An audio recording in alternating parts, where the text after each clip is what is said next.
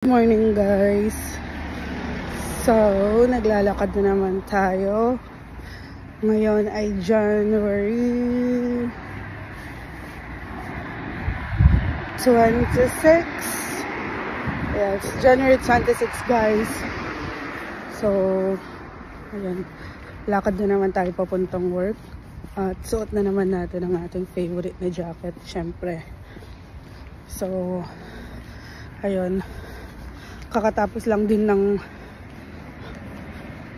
dito ng bagyo. Nung nakaraan puro ulan. At ayun. Ngayon naman maaraw. So nalakad tayo. Naisip ko kung magbabas ako o diretso ako ng lakad sa office. Papunta pa lang naman ako sa may bus stop. Pero maglalakad na lang siguro ako.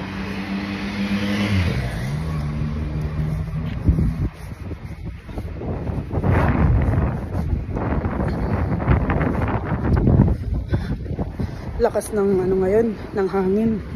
Windy ngayon guys, pero sakto lang yung lamig, hindi ganun kalamig kamukha nung nakaraan na naglalakad ako. So ngayon hindi nagyayelo ang mga sasakyan at ang daan, so pero windy.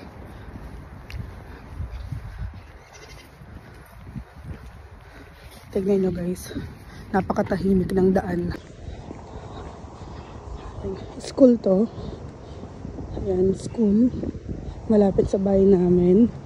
St. Mark's Church of England. Tapos tahimik ang daan. Wala pang mga estudyante na pumapasok. So, ayun. Mga bahay dito malalaki, maganda.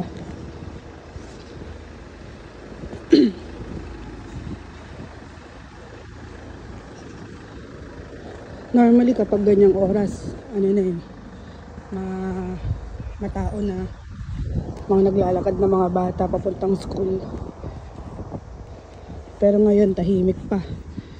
Pero same lang din naman ang oras ng paglalakad ko.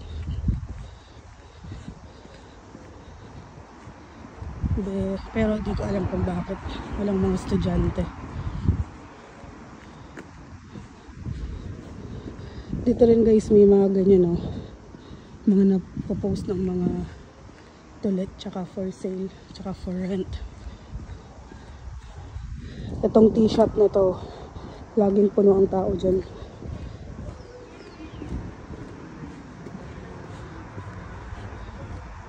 Pero sarado pa sila, wala pang tao. Lately guys, maraming mga gumagawa ng mga daan ngayon, tsaka mga road closure. Yung mga maliliit lang na mga trabaho, mabilis lang nilang natatapos. Pero dun sa side ng bahay namin, nag-start yun ng December magpe-Feb na, hindi pa tapos.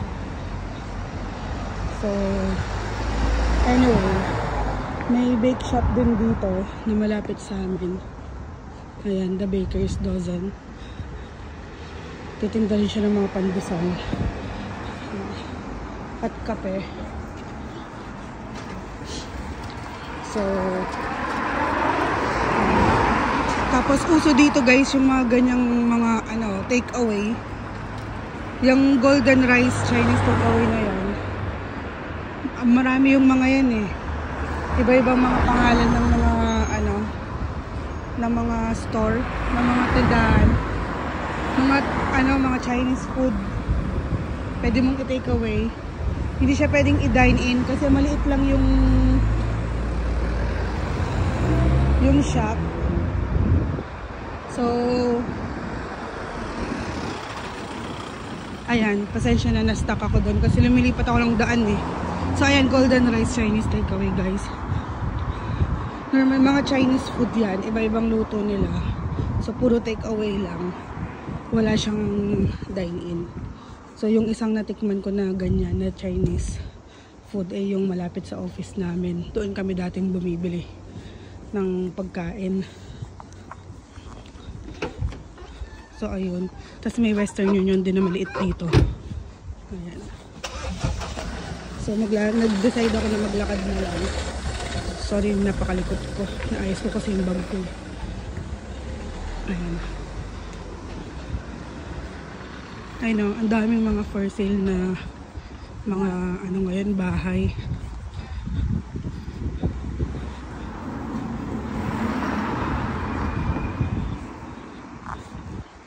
So yun nga guys, ganito lang din yung routine. Pag Monday to Friday, lakad, pasok sa work.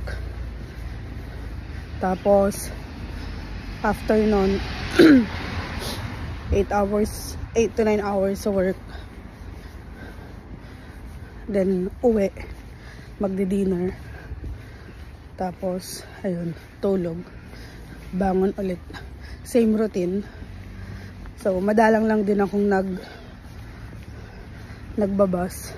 Pero pag pauwi, nagbabas talaga ako kasi sobrang dilim. Hindi ko kayang maglakad, natatakot ako.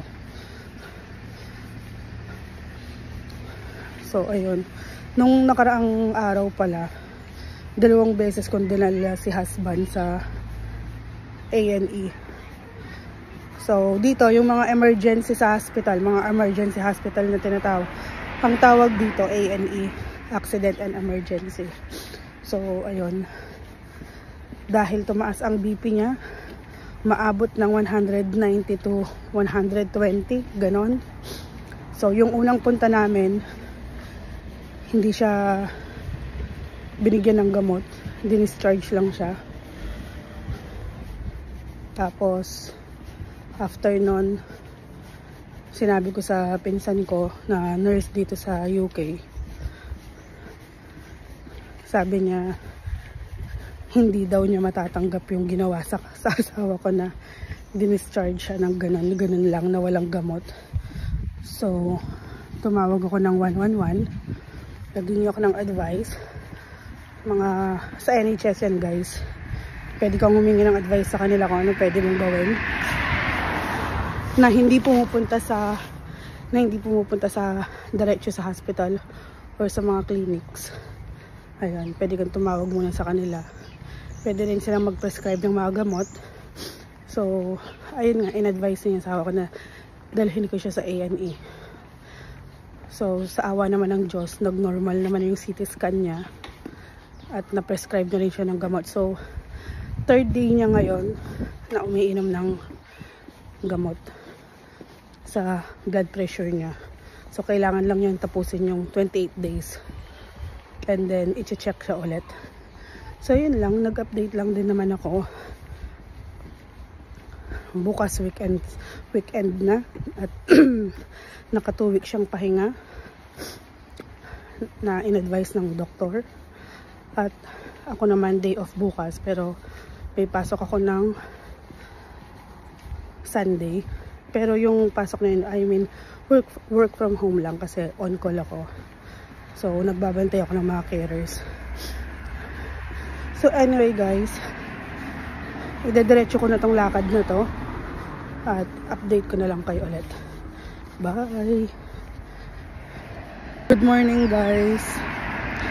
Happy Feb 1! So Feb 1 na, 2nd month of the year. So yun, naglalakad na naman tayo papasok sa work. Medyo malamig ngayon, pero kakayanin naman kahit walang beanie tsaka gloves. At maaraw din.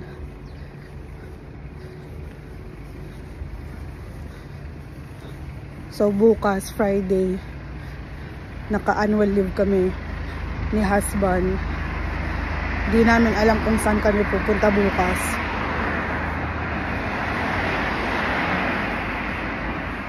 Baka puntahan namin yung pinsan ko na na-surgery ang kamay. Pero kung hindi, baka sa bahay lang muna magpapahinga. So yan, nilalakbay na naman natin tong daan papuntang work.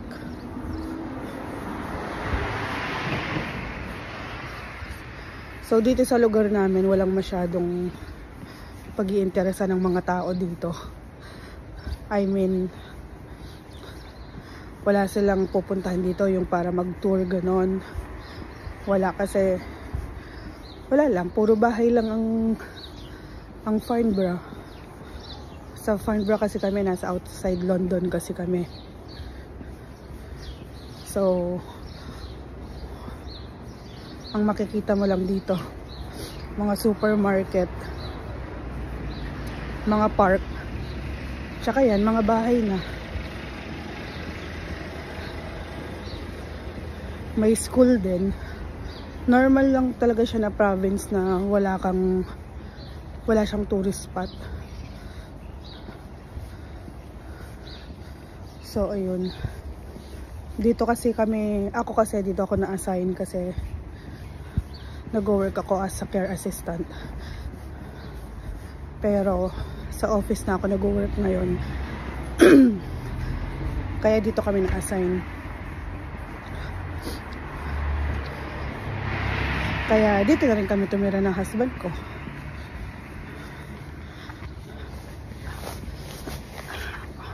Bigat ng bag ko. Everyday ito yung nilalakad ko. Pag pauwi lang talaga ako nakakapag-bus kasi hindi ko kayang maglakad ng gabi kasi sobrang dilim. Kahit may ilaw yung mga kahit may street lights, madilim pa din. Parang kung bigla akong hihilain, walang makakakita sa akin.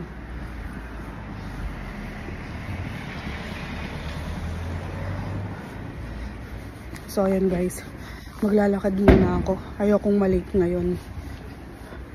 So anyway,